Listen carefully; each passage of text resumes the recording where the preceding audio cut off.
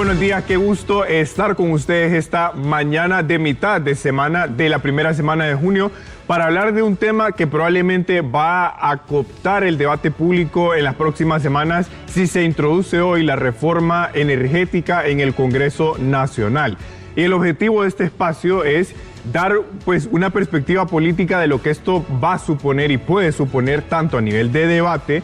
pues al final también en la vida de todos los hondureños. Y la gran pregunta es esa, si va a ser diferente el resultado, porque en realidad reformas energéticas ha habido en varias ocasiones en los últimos 15 años, pero la pregunta es si va a funcionar. Ojalá que sí, porque toca la vida de todos los hondureños. En este contexto, este debate se va a enmarcar, y lo hemos dicho en otros debates, tanto en el tema de educación. Ayer vimos que la interacción entre el Magisterio Nacional y el Gobierno de la República fue el centro del debate. Luego todavía está abierto el tema del colegio médico. También todo el tema de seguridad,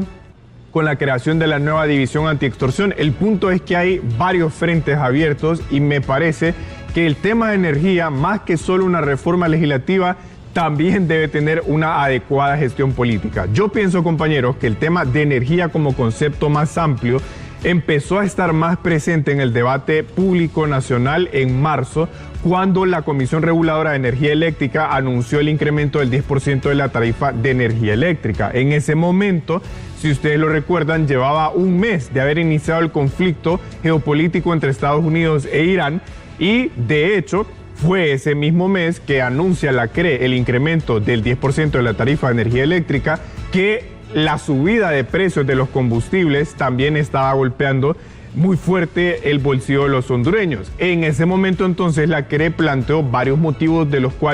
por los cuales había aumentado la factura de energía eléctrica, entre los cuales estaba el alza de los precios de los combustibles y también otros motivos vinculados a complementos de facturas por contratos renegociados, costos diferidos de generación de energía, la evolución del tipo de cambio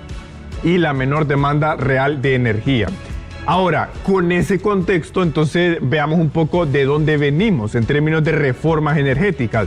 Básicamente hay dos marcos generales importantes. La ley marco del subsector eléctrico, que fue aprobada en 1994, y la ley general de la industria eléctrica de 2014, que sigue en vigor. Básicamente los grandes cambios que hubo de una legislación a otra se refieren a cómo funciona la institución, los mecanismos de control, el papel de la ANE y la regulación hondureña en el contexto de una regulación centroamericana en materia de energía. Los grandes cambios que hubo de 2014 a 2022 se refieren siempre a los mecanismos de gobernanza, al papel de la CRE, pero les voy a decir algo, ya desde la ley de 2014, cuando se aprueba originalmente este tema de la escisión de la ANE, es decir, separar la generación, la transmisión y la distribución, ya se hablaba, de hecho, en la normativa que se aprobó en 2014, en ese momento eso no se materializó. Y después vino el gobierno anterior con reformas, creo que un poco más controversiales por el modelo que se había instalado en el país desde 1994 con la ley especial para garantizar el servicio de la energía eléctrica como un bien público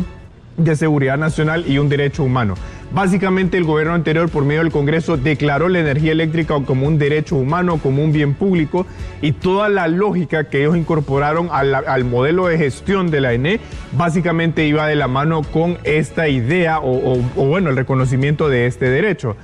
Parte de los esfuerzos también del periodo anterior fue el proyecto de reducción de pérdidas, que en realidad hay organizaciones que han evidenciado que esto no se cumplió, y a raíz de no haberse cumplido el objetivo de reducción de pérdidas por medio del Programa Nacional de Reducción de Pérdidas, es que al inicio de este periodo de gobierno el actual presidente intervino este programa. Para que usted tenga una idea de lo que implica el modelo de la ANE en cuanto no solo a gasto, pero también a producción de fondos, eso es lo que está en el presupuesto general de la República para la ANE en este ejercicio fiscal, 59,000 millones de lempiras. De hecho, buena parte de esos fondos los produce la misma empresa, pero es parte de cómo está el modelo ahora que da paso a este debate, el tema de las pérdidas. Yo creo, compañeros, que dado el monto de la deuda que tiene la ANE en este momento, las pérdidas que diariamente se generan,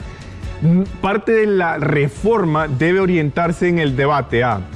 los mecanismos de gobernanza y los mecanismos de control. En palabras sencillas, que todo el mundo pague la energía, que no haya privilegios para nadie, ni el sector público ni el sector privado en todos sus niveles, porque entonces de nada va a servir cualquier cambio a los mecanismos de gobernanza o de control si en la teoría, si en la práctica no va a haber una transformación real en materia de energía. Y justamente para ir cerrando, hay que tener en cuenta que parte de este planteamiento en realidad viene de los compromisos internacionales que tiene el Estado. Ustedes recordarán con la última visita del Fondo Monetario Internacional que justamente esta reforma en materia de energía fue parte de lo que se planteó en el acuerdo técnico que llegó a Honduras con el Fondo Monetario, donde, como usted lo ve en pantalla,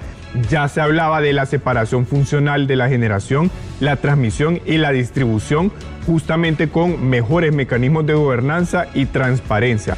Así que veremos, compañeros, si con la introducción de este proyecto en el Congreso Nacional se abre el debate, pero sobre todo si los resultados esta vez son diferentes a raíz de lo ambicioso que es el proyecto. Ojalá que al final, en palabras sencillas,